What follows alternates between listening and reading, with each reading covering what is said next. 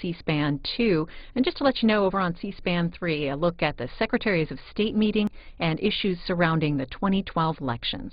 But for now, to the U.S. Senate floor.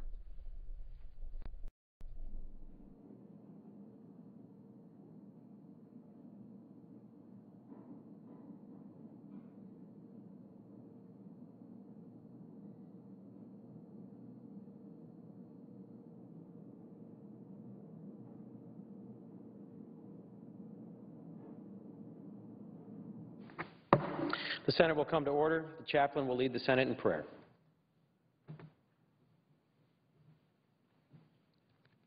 Let us pray.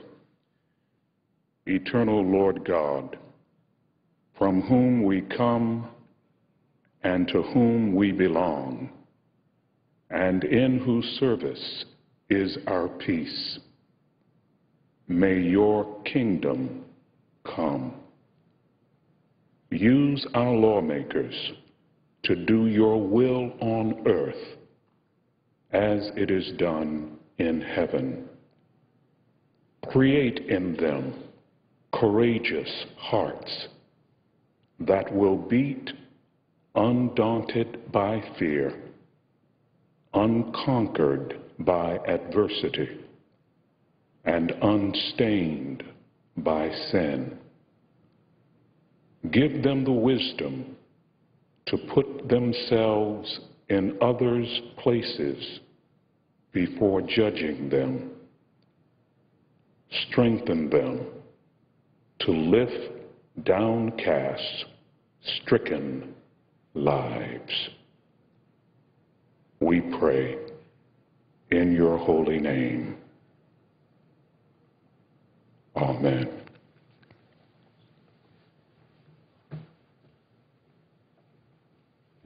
Please join me in reciting the Pledge of Allegiance to the flag. I pledge allegiance to the flag of the United States of America and to the republic for which it stands, one nation, under God, indivisible, with liberty and justice for all. Clerk will read a communication to the Senate.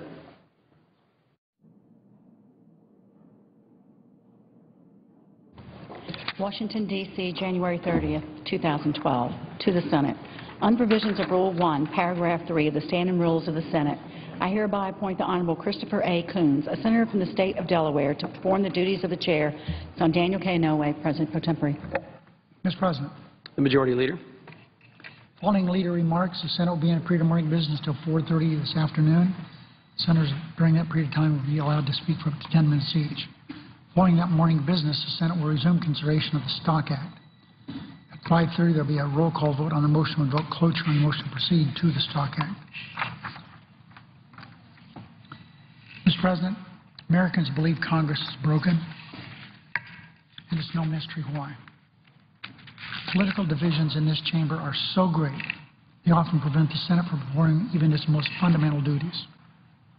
The divisions are so great, they prevented this body from confirming presidential nominees, which is a constitutional obligation that we have. These days, it's no longer to be a qualified nominee. It's no longer enough to have bipartisan support. And in the case of judicial nominees, it's no longer enough to be reported unanimously out of the committee. Last year, my Republican colleagues blocked or delayed scores of outstanding nominees. Why? Because they want to defeat President Obama. They said so.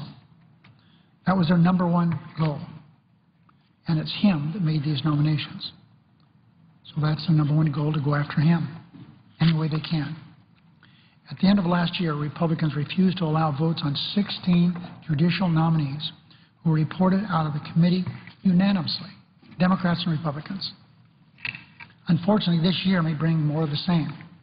Already this year, the last few weeks, some Republicans have gone to the floor and threatened to drag out the confirmation process for every nominee for the rest of the year. This Republican obstructionism is supposedly retribution for President Obama's recess appointment of Richard Cordray. No one questions his qualifications. No one.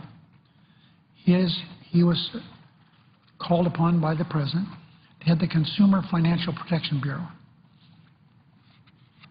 With a qualified leader at the helm, this bureau will be able to effectively protest things that are wrong and protect middle-class families from the greed and excess of the big Wall Street banks.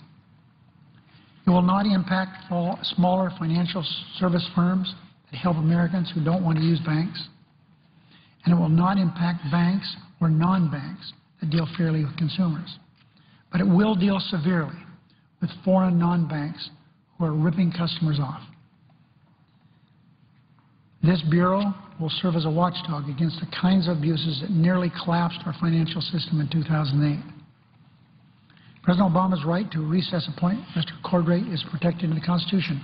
That is a constitutional obligation and benefit that President Obama has or any president has. It's in the Constitution. President Bush had the same right to make recess appointments, even though Democrats kept the Senate in pro forma session.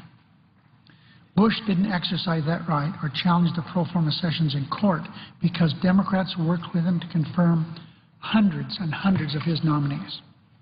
Unfortunately, Republicans have refused to work with President Obama as we did with President Bush. Instead, they're threatening political payback and more delays. This brand of obstructionism is a reason Americans are disillusioned with Congress. They believe Congress can't get anything done. It will take collaboration between Democrats and Republicans to turn that perception around. So we should show the American people that with cooperation, we know it works. Cooperation between the two parties, this body can accomplish great things. The Stock Act. I'm glad to see that spirit of cooperation is alive as we move forward with the Stock Act. I at least hope so. It's bipartisan legislation. Members of Congress and their staffers have a duty to the American people. They may not use privileged information they get on the job to personally profit, but the perception remains that a few members of Congress are using their positions as public servants to serve themselves instead. Insider trading laws were created to level the playing field and stop Wall Street excesses. And members of Congress are not above the law. We must play by the same rules every other American plays by. The Stock Act will clear up any perception that it's acceptable for members of Congress to profit from insider trading, and will end any confusion over whether members of Congress can be prosecuted for the serious crime they can be. Mr. President, I'm really disappointed that I had to file cloture to stop a Republican filibuster on this worthy legislation. But I did. Rather than let us move to this, we had to file cloture to stop this filibuster. So when we get on this bill, and we will get on this bill, we're going to have an open amendment process. It's my wish that Republicans will not abuse the comedy that should be here in the Senate. And I would hope that these amendments that are offered will not be non-germane, non-relevant. I hope we can legislate on the issues that are in the context of this legislation. And I repeat, it's sure too bad we had to file cloture. Would the Chair announce the business of the day? Under the previous order, the leadership time is reserved. And under the previous order, the Senate will be in a period of morning business until 4:30 p.m., with senators permitted to speak therein for up to 10 minutes each. Clerk will call the roll. Mr. Akaka.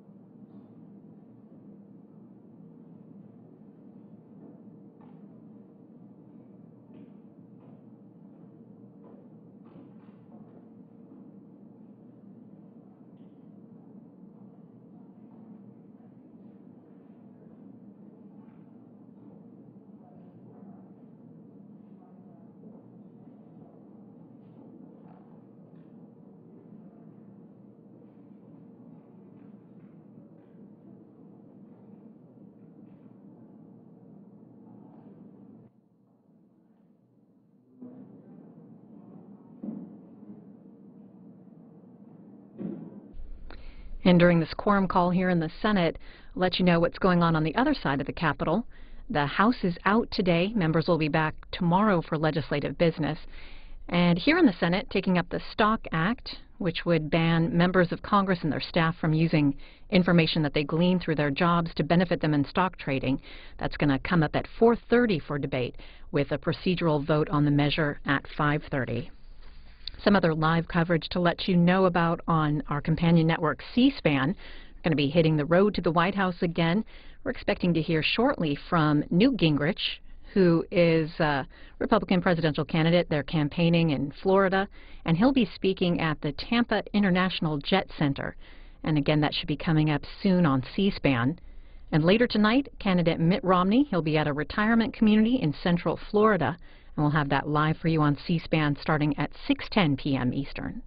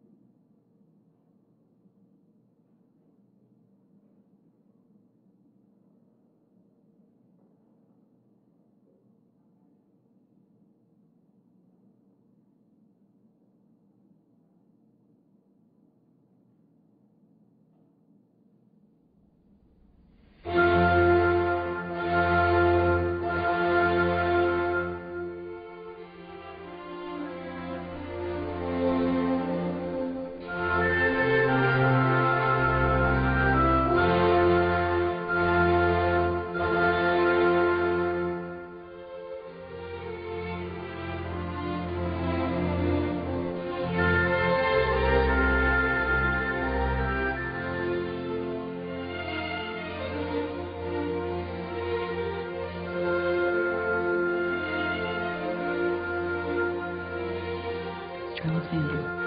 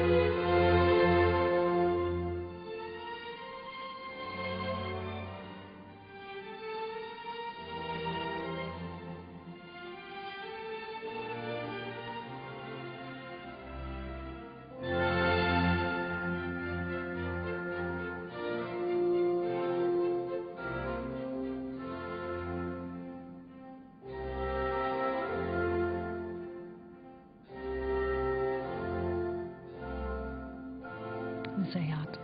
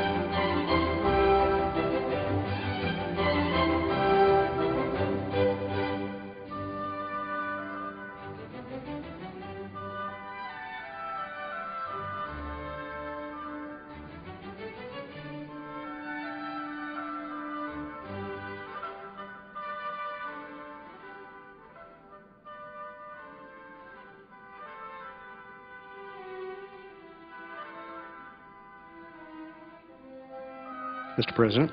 Senator from Arizona. Thank you, Mr. President. I ask unanimous consent that proceedings the quorum call be dispensed with. Without objection. Thank you, Mr. President. President Obama is campaigning for re-election on a soak the rich kind of platform. He argues that income inequality and economic fairness are two of the defining issues of our time. In his narrative, a more prosperous and fair society requires more balance or redistribution. Unfortunately, I think, for the President, polls suggest that Americans aren't lining up behind this politics of resentment. For example, Gallup poll reports that just 2% of Americans rank the divide between rich and poor as the most pressing economic issue facing our country. That Americans are now less likely to view U.S. society as divided between the haves and have-nots than they were back in 2008. And that only 46% believe reducing the wealth gap is extremely or very important, whereas 82% say that about accelerating economic growth.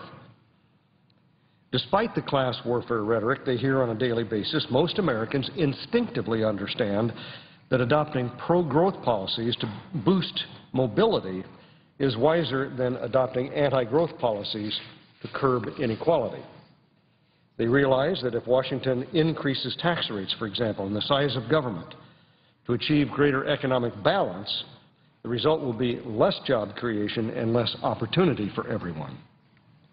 Americans don't really want the federal government to penalize success. They want the federal government to make it easier for them to succeed on their own.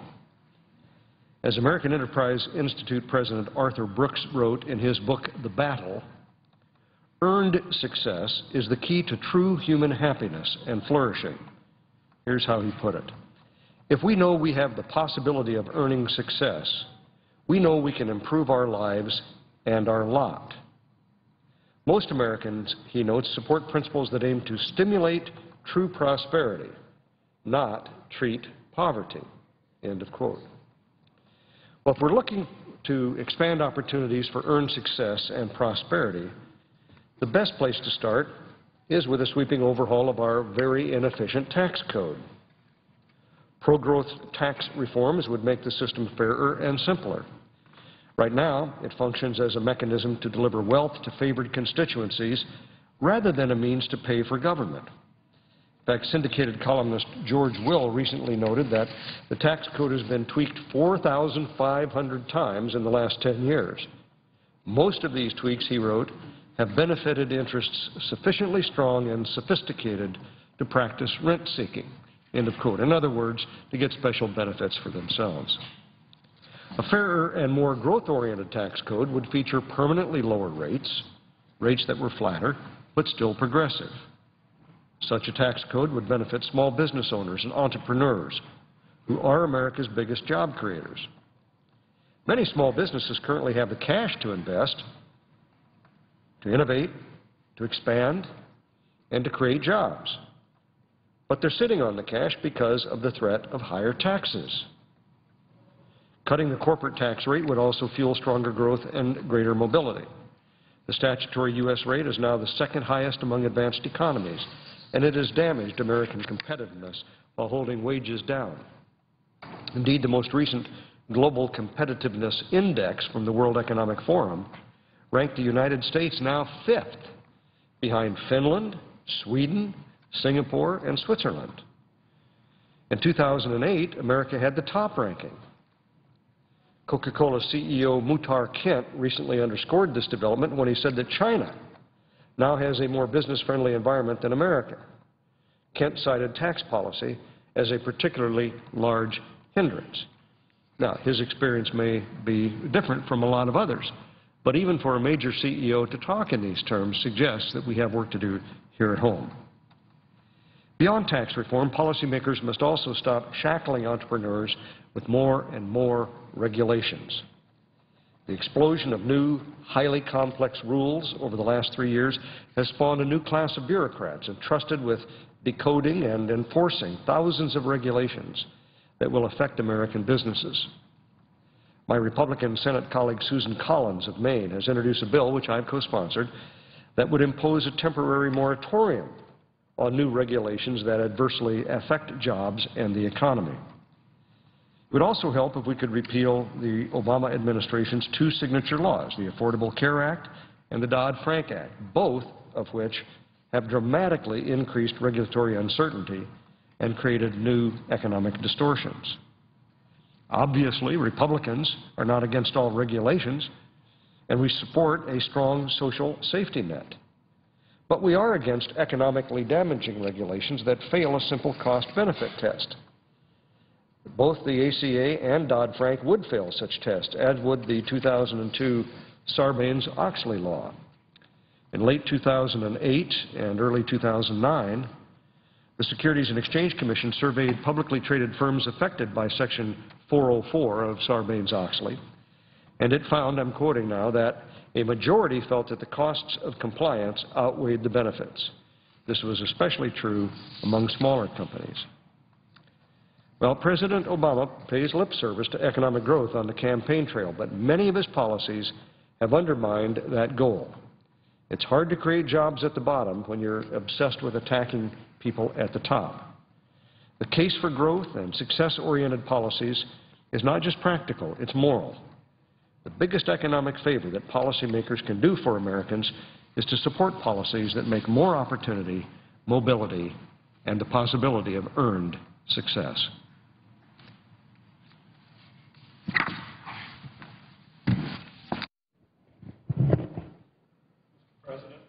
Mr. President.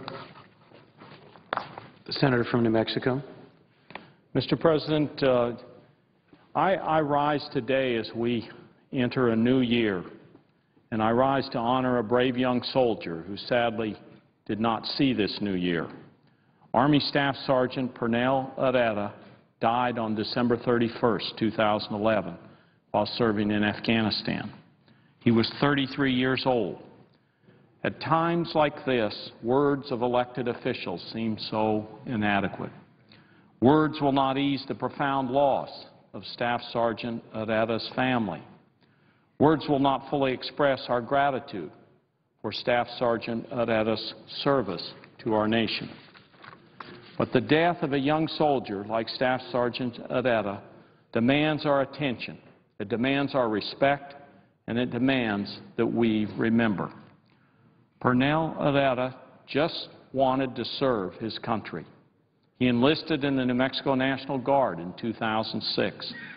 He was assigned to C Company, 1st Battalion, 171st Aviation Regiment, and he served honorably over the last 5.5 years.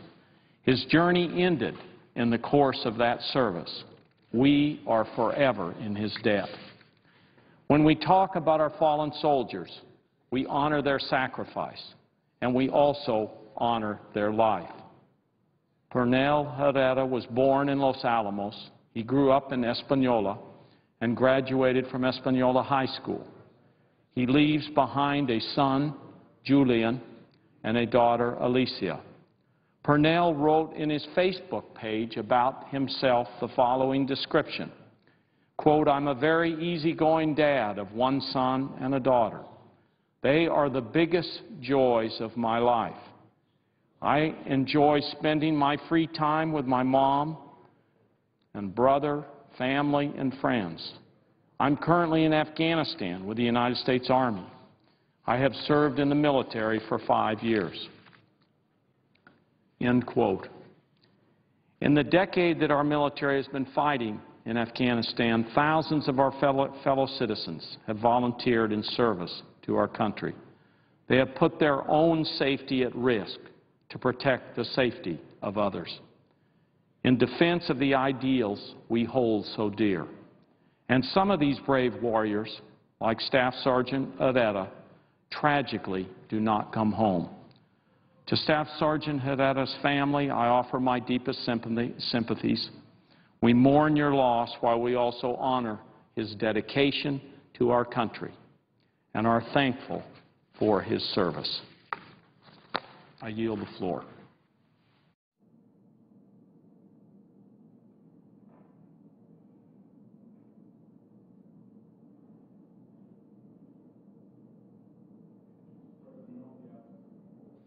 Clerk will call the roll. Mr. Akaka.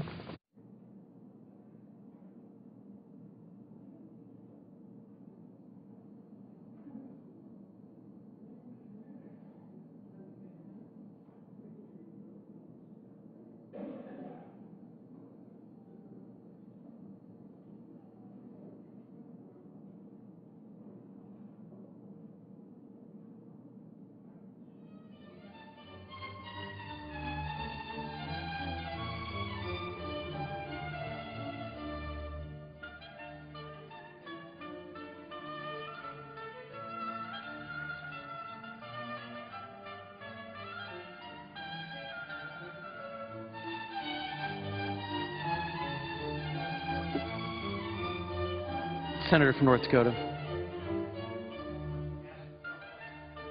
Without objection. Thank you, Mr. President. I rise today to speak about legislation that I am introducing.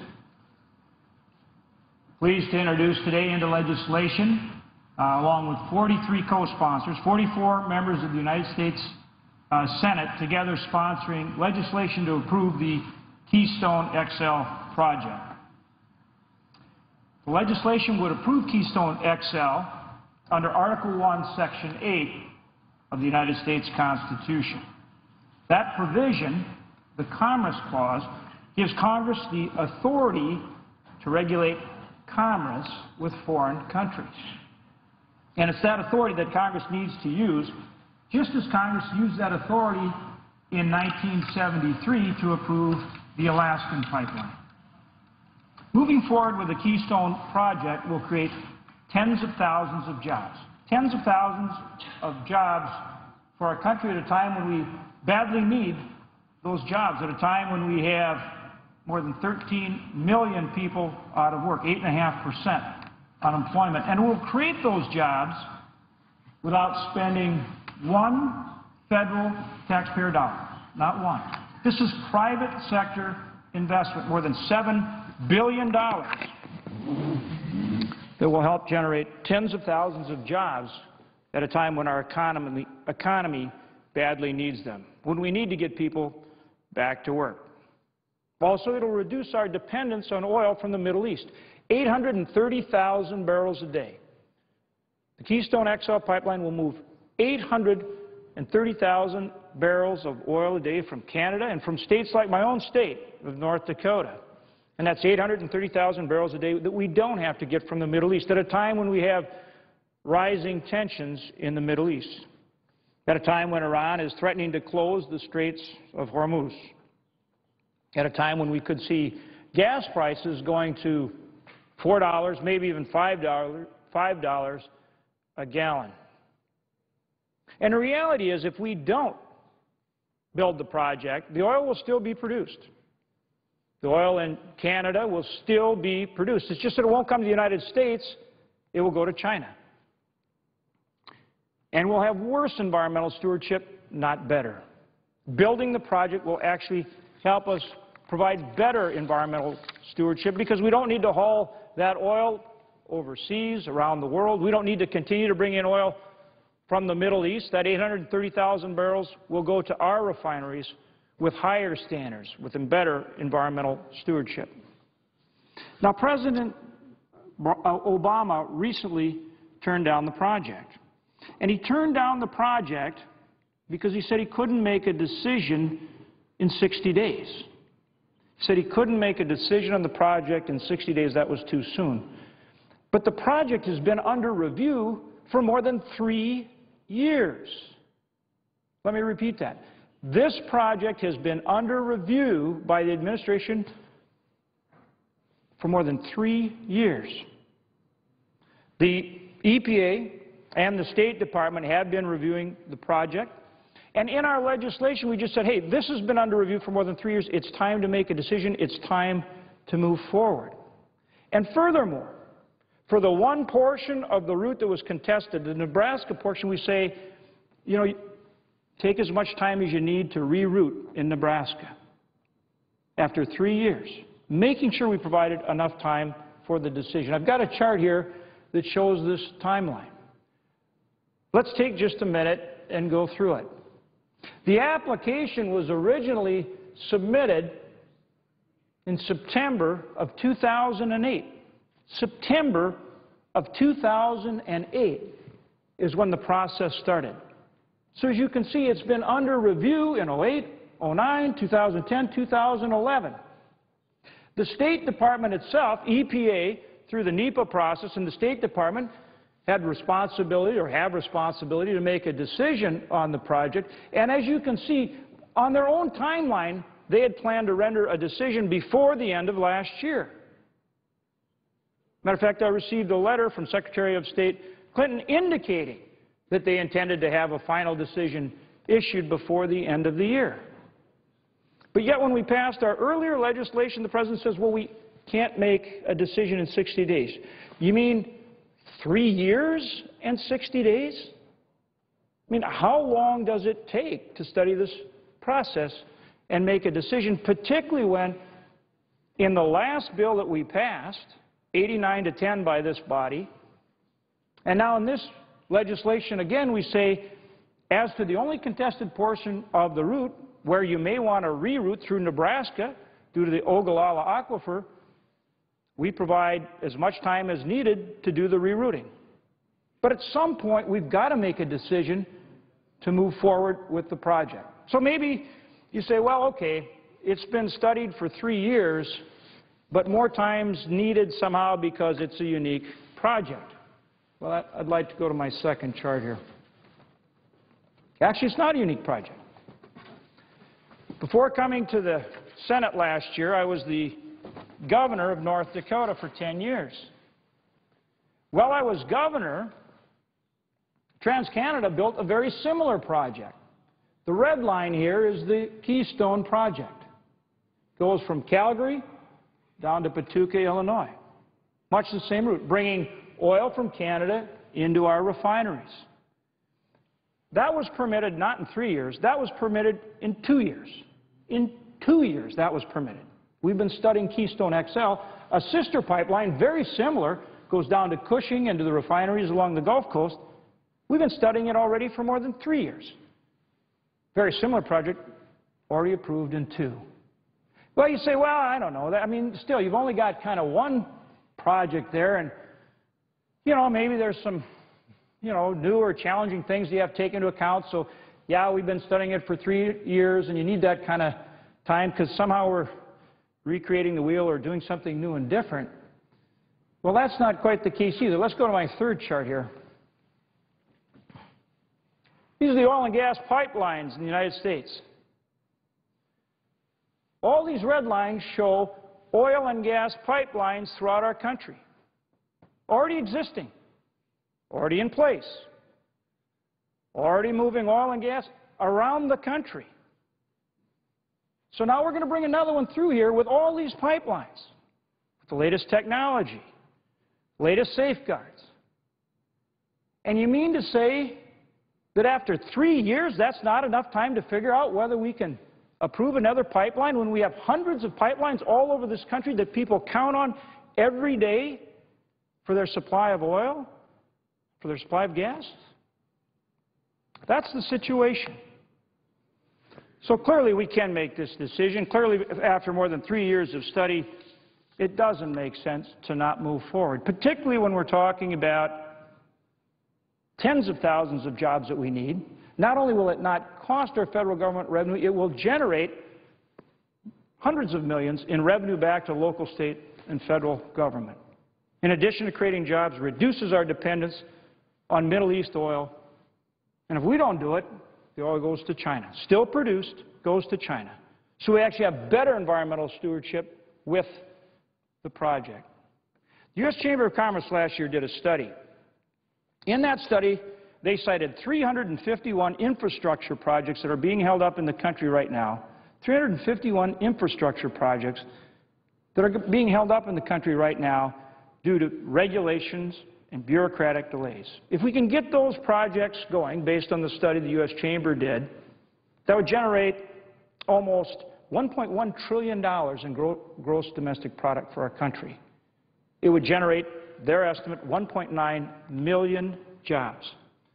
Not with more government spending, just enabling the private investment to go forward by taking the bureaucratic delays out of the way, by reducing the regulatory burden, by greenlighting projects like Keystone XL, which has been under study for more than 3 years.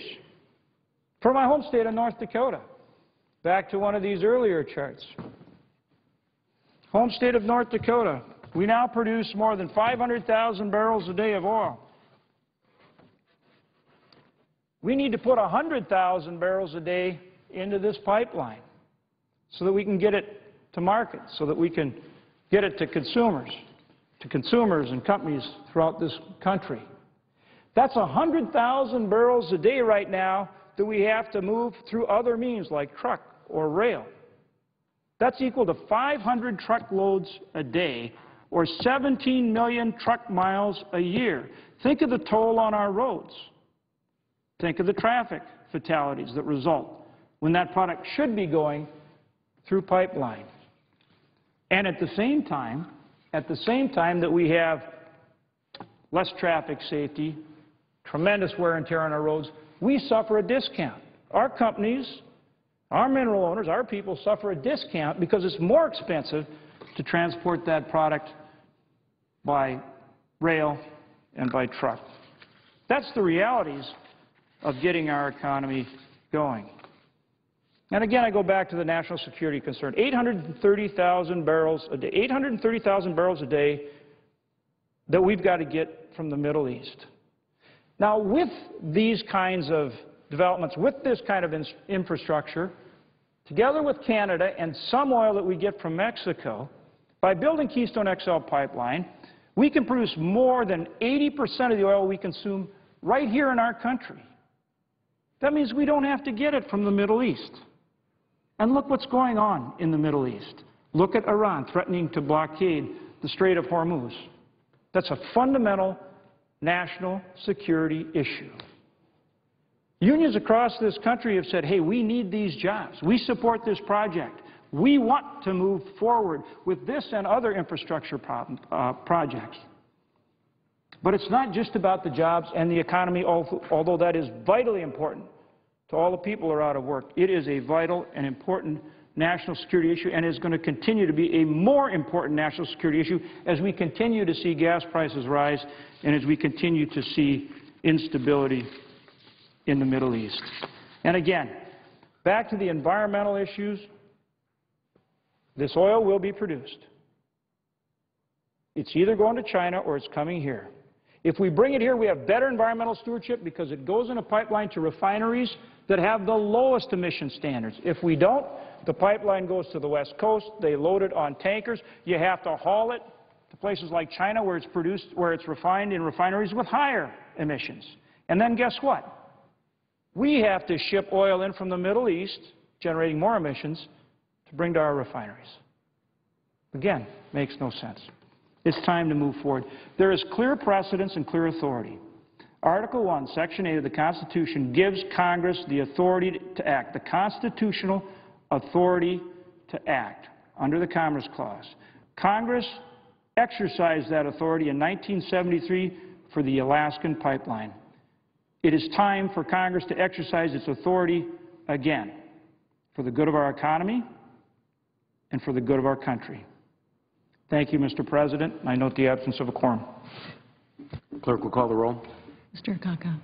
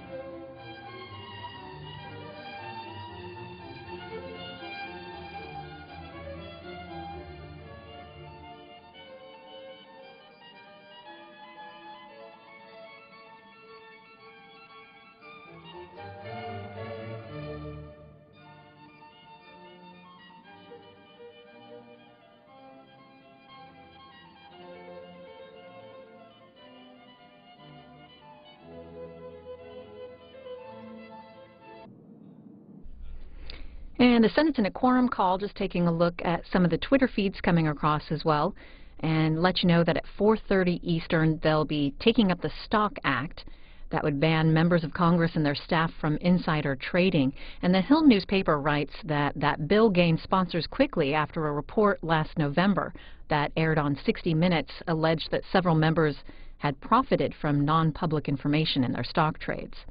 The Senate is going to hold a procedural vote at 5:30. It'll be a motion to invoke cloture on the Senate version of the bill, which was introduced last week by Connecticut Independent Joe Lieberman. And in other news, the Senate's going to be getting a new parliamentarian. It'll be the first woman to hold the position, according to reporting by Roll Call. Longtime parliamentarian Alan Fruman will retire from his post on Tuesday, and he'll be replaced by Elizabeth McDonough, who's a senior assistant parliamentarian.